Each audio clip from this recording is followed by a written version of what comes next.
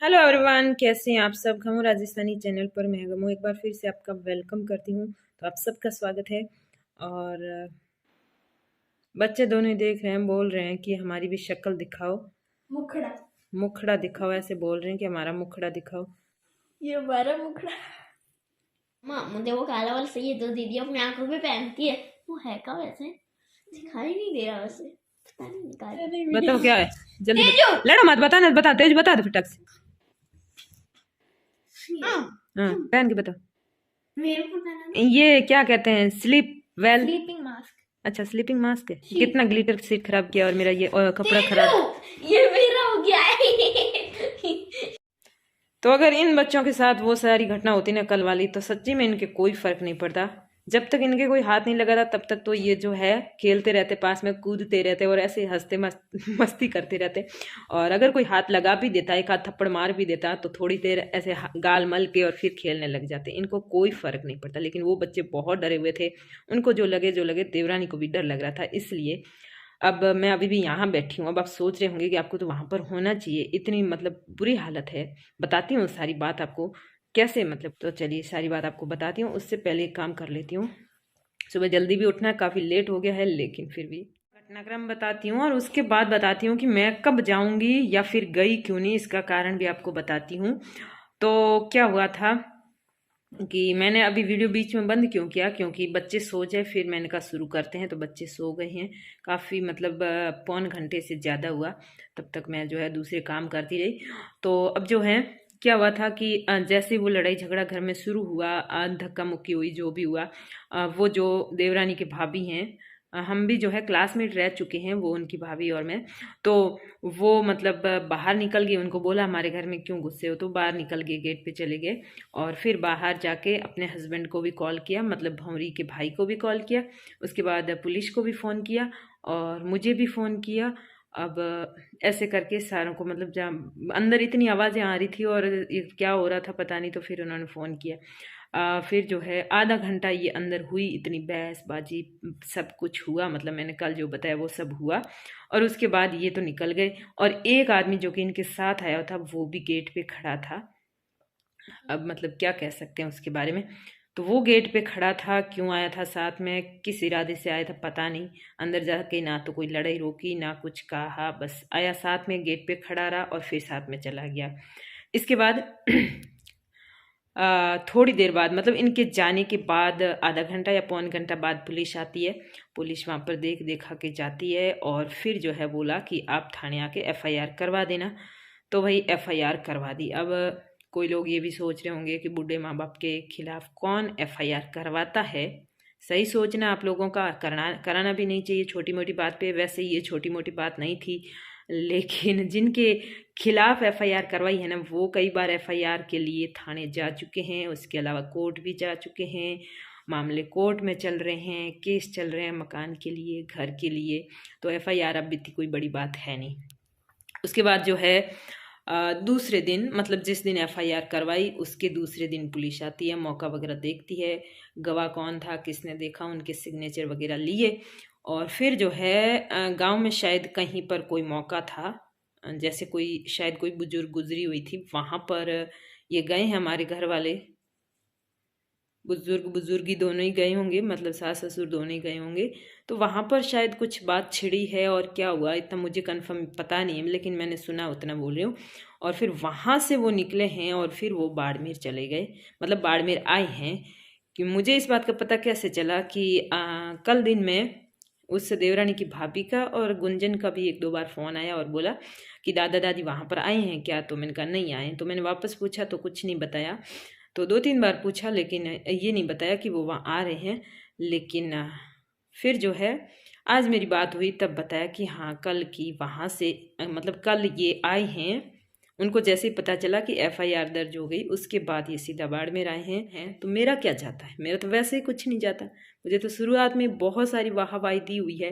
तो कौन क्या सोचता है क्या नहीं सोचता है, घर की बात है या बाहर की बात है, ये सारी बातें पुरानी हो चुकी है।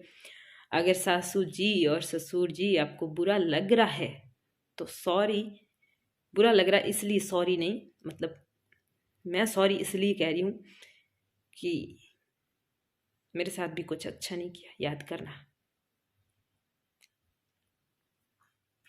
और इसके साथ भी नहीं किया, तो मैं क्यों छोड़ूं? जब मौका आएगा तब मैं क्यों छोड़ूं? मैं क्यों चुपचाप बैठूं?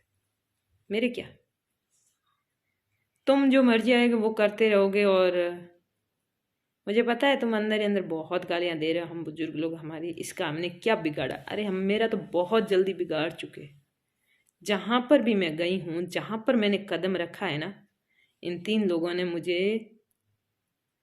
किसी के सामने मुंह दिखाने लायक नहीं छोड़ा, कहीं पर भी ना। अपने घर पर ना, भाईतूपुरे में ना, बाड़मेर ना, BSNL कॉलोनी में रहते थे वहाँ पर ना, मार्केट में किराए दे के मकान पे रहते थे, किराए लेके वहाँ पर ना, यहाँ पर किराए मकान लिया था, नहीं वहाँ कुछ नहीं हुआ था, थोड़े ही रहे थे ना, इस घर में। मतलब आस पड़ोस में पूरा एकदम सेटो सेट कर रखा। और इन लोगों ने किया। खुद की बेटी गुजर गई, उस बेटी का मर्डरर, मतलब कि उस बेटी का जो हत्यारा, कातिल जो कहते हैं, वो मुझे बना के 12-12 साल मुझे टॉर्चर करते रहे।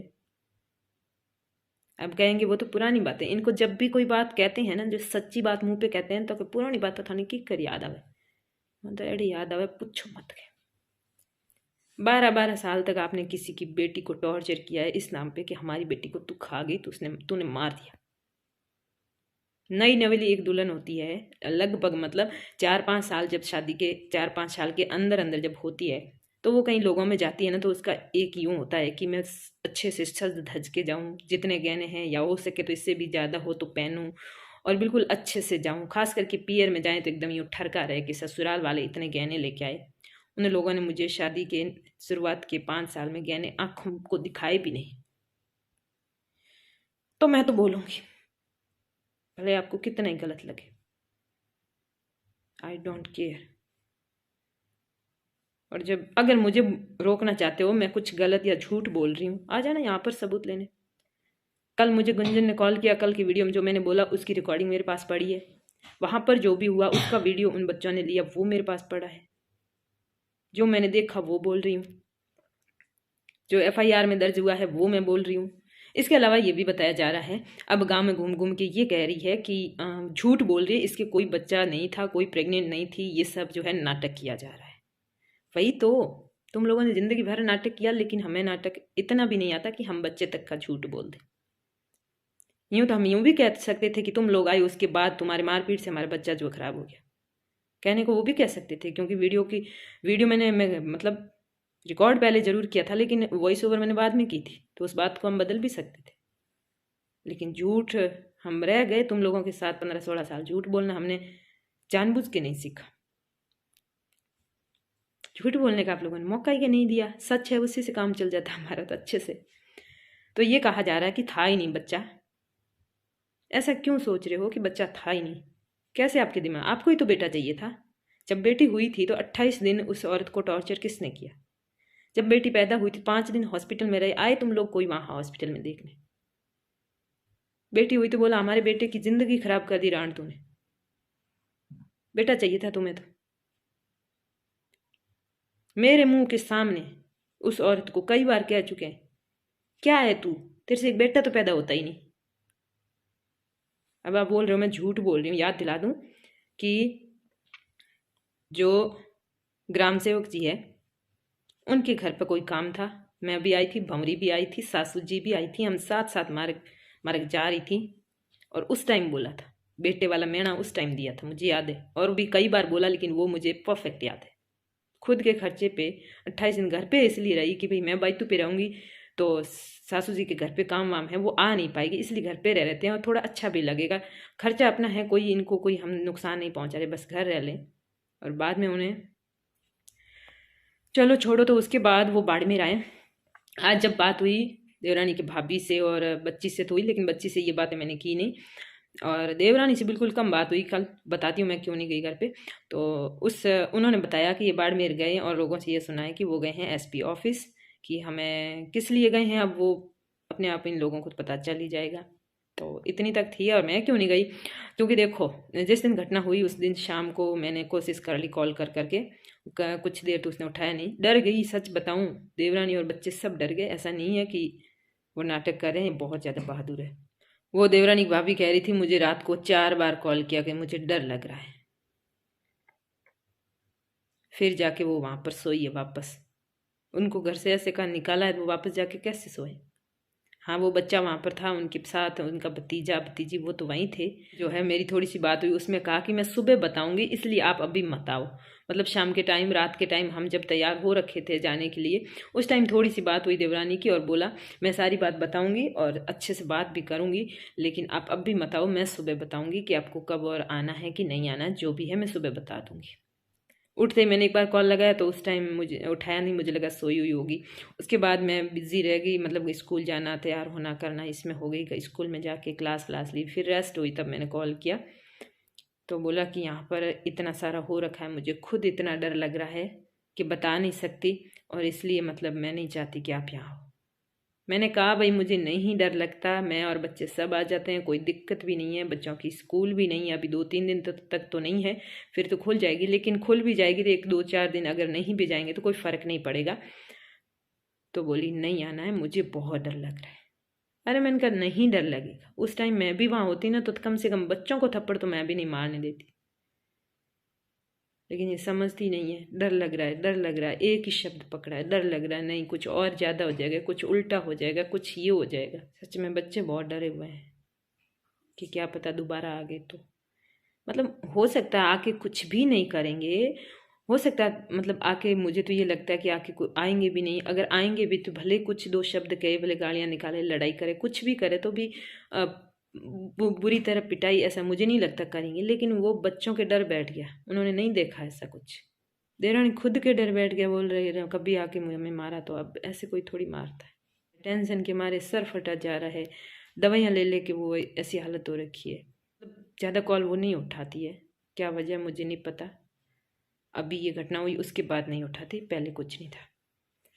और लोग ये कह रहे हैं ना कि ये लोग क्या ये कह रहे हैं ना कि बच्चा इनका जो है नहीं था, झूठी बात है। 3 महीने की दवाइयों के पूरे रिकॉर्ड पड़े इन लोगों के पास। हमें ये चीज़ें बताने की कोई ज़रूरत नहीं है, हमें सफाई देने की भी ज़रूरत नहीं है। मैं ये इसलिए कहना चाह रही हूँ कि इस भंवरी ने किस हालत में है वो बता रही हूँ। जब ये प्रॉब्लम हुई मिसकरेज की तो पेट दुखना शुरू हुआ, बहुत दर्द होने लगा, तो पहले बायतू हॉस्पिटल गई, सोनोग्राफी वगैरह सब किया, तो डॉक्टर ने कहा कि बच्चा ख़राब हो चुका है। उसके बाद ये इसने सोचा भाई एक आध हॉस्पिटल में गलत हो सकता है, कुछ भी रिपोर्ट गलत भी आ सकती है। वो गई वहाँ से बालोतरा गए, वहाँ पर भी डॉक्टर से रिपोर्ट वगैरह सब करवाई, उन्होंने भी कहा कि कुछ नहीं बचा है। फिर भी दर्द सहती, मतलब उसके बाद ये तीसरे दिन आती है बाड़मेर, तीसरे या चौथे दिन बाड़मेर आती है। बाड़मेर डॉक्टर को दिखाया, सोनोग्राफी कराई, यहाँ पर सब चेकअप कराया, तब डॉक्टर ने कहा अब अगर आप ज़्यादा देर करोगे तो आपकी बॉडी को नुकसान होगा और आप डीएनसी करवा लें और सफाई करवा लें। तब जाके कहीं 5वें दिन सुबह तक, मतलब 5 दिन औरत दर्द झेलती रही, इसलिए कि क्या पता बच्चा बच जाए, क्या पता कोई गलत फहमी भी हो सकती है। इस बच्चे का इंतज़ार इनको 3-4 साल से था, बहुत ज़्यादा इंतज़ार था। हाँ ठीक है भाई, तुम लोग नहीं जा सके, वो अकेली हॉस्पिटल दौड़ती रही। बाड़मेर आई तब मैं इनके साथ गई थी, उसके पहले वो वहाँ पर 2-3 हॉस्पिटल गई, वहाँ मैं नहीं गई थी साथ में, वो अकेली हॉस्पिटल भागती रही, तब तुम कहाँ थे।